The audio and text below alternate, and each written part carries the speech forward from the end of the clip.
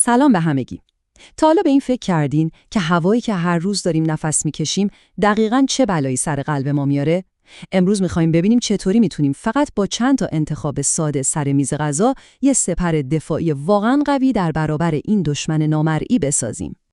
یه لحظه به این سوال فکر کنید. یعنی واقعاً ممکنه که راه مقابله با یکی از بزرگترین تهدیدهای سلامتی دنیای مدرن، یعنی آلودگی هوا، توی آشپزخونه خودمون باشه؟ خب، بیایید با همین راز رو کشف کنیم. خب، برای شروع بیایم یکم عمیق‌تر بشیم و اول از همه خود این دشمن نامرئی رو بشناسیم. آلودگی هوا دقیقاً چیه و اصلاً چرا اینقدر خطرناکه؟ ببینید، آلودگی هوا فقط اون دود و غباری نیست که با چشم می‌بینیم. در واقع یه جور کوکتل شیمیایی نامرئی از کلی ذرات و گازهای مختلف. هر کدوم از اینا از این ذرات خیلی ریز گرفته تا گازهایی مثل اوزون به روش خودشون به بدن ما آسیب میزنن. اما بین همه اینها یه مهاجم اصلی وجود داره، ذرات معلق ریز یا همون PM2.5. این ذرات انقدر کوچیکن که سیستم دفاعی بدن ما اصلا نمیتونه جلوشونو بگیره. خیلی راحت از سد ریه ها رد میشن و مستقیم وارد جریان خون ما میشن. دقیقاً مثل یه جاسوس حرفه‌ای که به حیاتی ترین بخش‌های بدن نفوذ میکنه. خب، حالا این جاسوسا وقتی وارد بدن ما میشن چی کار میکنن؟ اینجاست که داستان یکم نگران کننده میشه. اونها مستقیم میرن سراغ قلب و رگ‌های ما و یه جور تست استرس دائمی و بی صدا رو به کل سیستم قلبی عروقی ما تحمیل میکنن. و این فقط حرف نیست. آمارها واقعاً تکون دهندن. هر سال حدود 4.2 میلیون مرگ در کل دنیا مستقیما به همین ذرات ریز PM2.5 ربط داده میشه. این یه عدد فوق‌العاده بزرگه و نشون میده که ما با یه بحران بهداشت عمومی خیلی جدی طرفیم. این آمار وحشتناک نتیجه مستقیم حمله آلودگی به بدن ماست.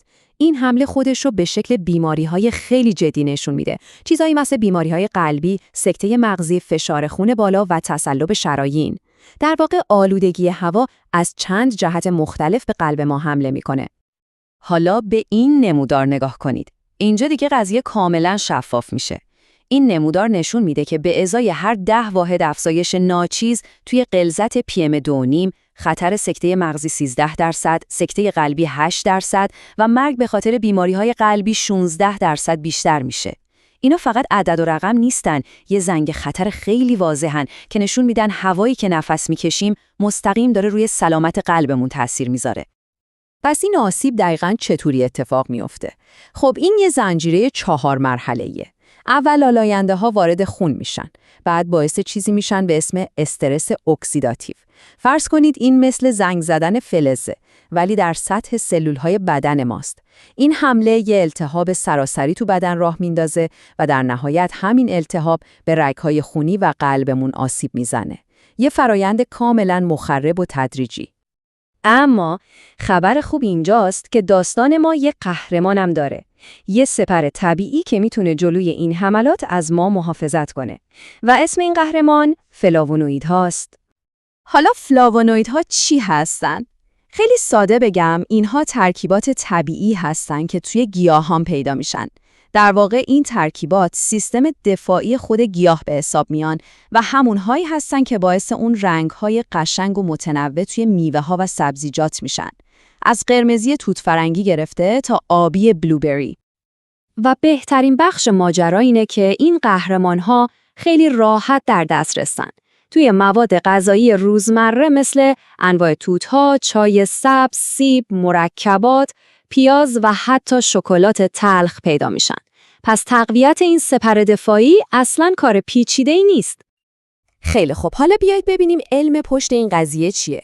این ترکیبات گیاهی دقیقاً چطوری از بدن ما در برابر آسیب‌های آلودگی هوا محافظت می‌کنن؟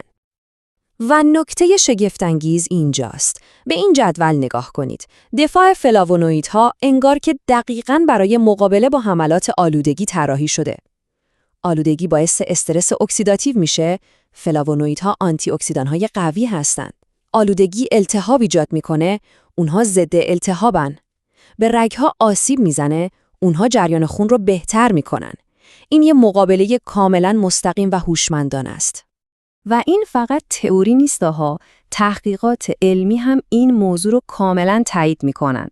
این آمارهای کلیدی رو ببینین، مصرف بیشتر فلاوونویدها با کاهش خطر مرگ و میر قلبی عروقی مرتبطه.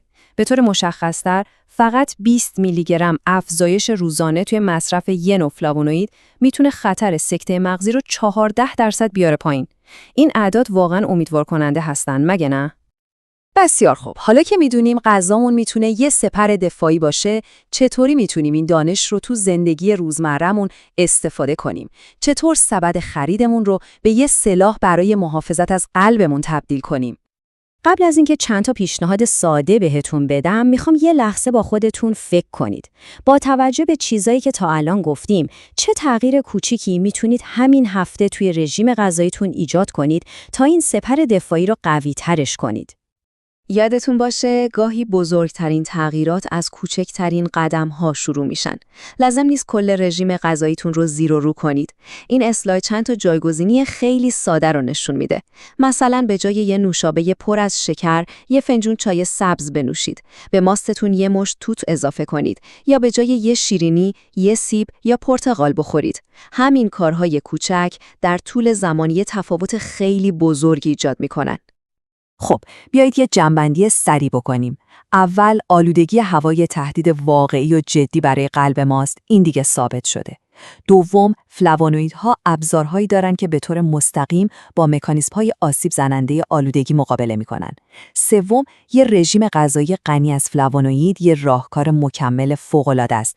و نکته آخر که خیلی هم مهمه، این یه لایه محافظتی اضافه است، نه اینکه جایگزین تلاش‌های اصلی ما برای کم کردن خود آلودگی هوا باشه.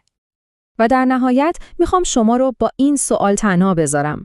اگر هر وعده غذایی یه فرصت جدید برای ساختن سپر قوی‌تر برای قلبمون باشه، انتخاب امروز شما چی خواهد بود؟ این قدرت الان توی دستای شماست. خیلی ممنونم که تا اینجا همراه هم بودید. راستش من خودم عاشق اضافه کردن بلوبری به ماست صبحانم هستم. خیلی دوست دارم بدونم غذاهای سرشار از فلاوونوئید که شما دوست دارید چی هستن. لطفاً توی بخش کامنت ها برامون بنویسید تا هم ما و هم بقیه از ایده های شما الهام بگیریم. و در آخر، اگه از این برنامه لذت بردید و براتون مفید بود، بهترین راه برای حمایت از ما اینه که ویدیو رو لایک کنید، کانال رو سابسکرایب کنید و اون زنگوله رو بزنید تا از برنامه‌های بعدی ما باخبر بشید. حمایت شما به ما انگیزه میده تا محتواهای بهتر و بیشتری تولید کنیم.